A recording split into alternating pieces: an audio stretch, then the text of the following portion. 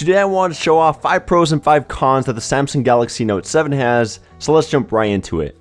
Let's start it off with what the Note 7 does best. 1. Design. Straight up, this is one of the most comfortable and sexiest looking smartphones I have held to date. The all-around glass encasing and brushed aluminum finish give it a premium and solid feel in the hand, and for the cherry on top, the display and back are both curved to give it a symmetrical shape. Definitely a huge step up from the Galaxy Note 5. 2. Display.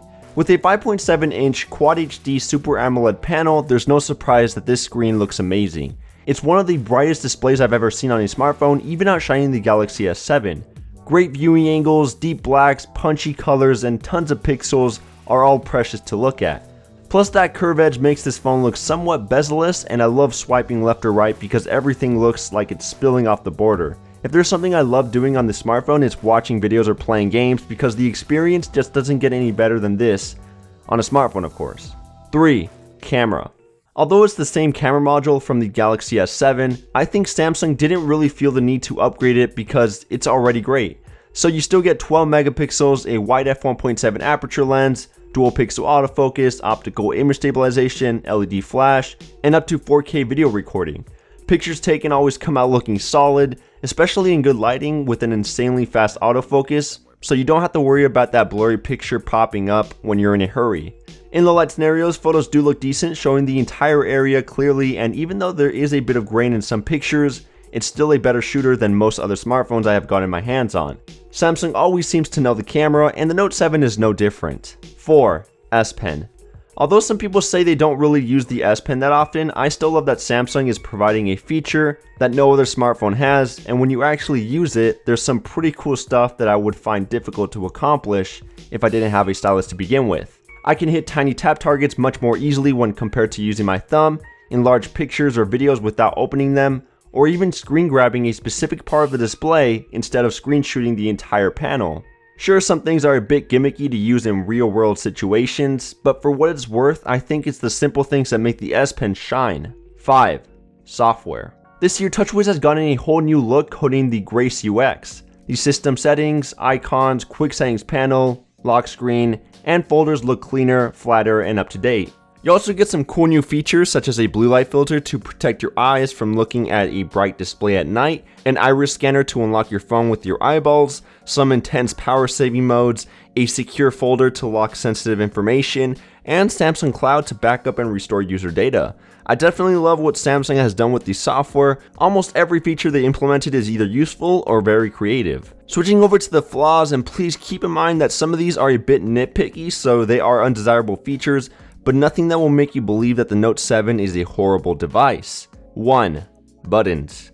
Let's start with the buttons, specifically the recent and back key. At this point, it doesn't seem like Samsung is going to swap the order. If you've been using a Samsung device for a while now, chances are you probably won't find this to be an issue, but for someone who is switching from a Nexus, LG, ZTE, Motorola, or any other Android that uses the traditional navigation bar, it'll definitely take some time to adapt. 2. Fingerprint magnet, slippery, and scratches. Remember that glass encasing we discussed at the beginning of the video? Well, even though it makes the phone look sexy, it's not going to be a pretty sight when it drops and cracks. This thing is very slippery, tends to scratch up easily on the back, and it's a fingerprint magnet. I actually ended up dropping our original review for this reason while pulling it out of my pocket, and the screen cracked on the top edge, so that kind of sucked. Try slapping a dbrand skin if you decide to get the Note 7. It makes the phone feel grippy, gets rid of all the smudges and scratches, and there's a wide selection of skins to choose from, so you shouldn't have a problem finding one that suits you best.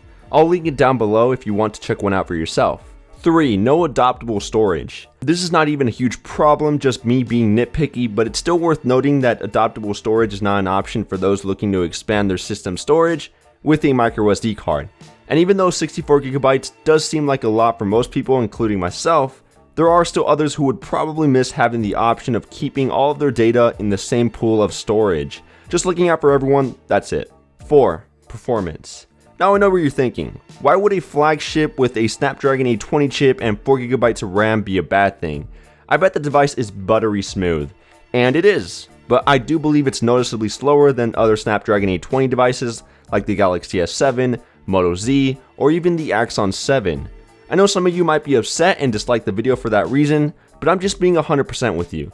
Samsung is not looking to create the fastest phone on the market. It seems to me that Samsung is just throttling the CPU to increase power efficiency, but not to the point where it lags or feels sluggish. In other words, the Note 7 is snappy, but it's not going to impress you. 5. Expensive. The last thing I want to discuss is the price point. Off contract, the Note is going to cost you around $850. That's $150 more than the Note 5 at launch, $200 higher than the regular Galaxy S7, and $100 more than the S7 Edge. That's a lot of money, especially since you have devices that have similar specs that cut the bill in half. With the Note 7, you're getting a bigger display, the S Pen, iris scanner, and a few new software features. If you're a baller and you want these extra goodies, then by all means go for it. But for the average Joe, $850 is probably way too expensive for a smartphone that's just going to be outdated in around a year. So that's it for this video. Thank you so much for watching. If you enjoyed it, make sure to go ham on that like button. Check out AndroidPolice.com for your latest and greatest news on Android. Definitely let me know in the comments what you love and hate about the Galaxy Note 7, or even about your own device. We do read all of your comments. And with that, I will catch you guys in the next one.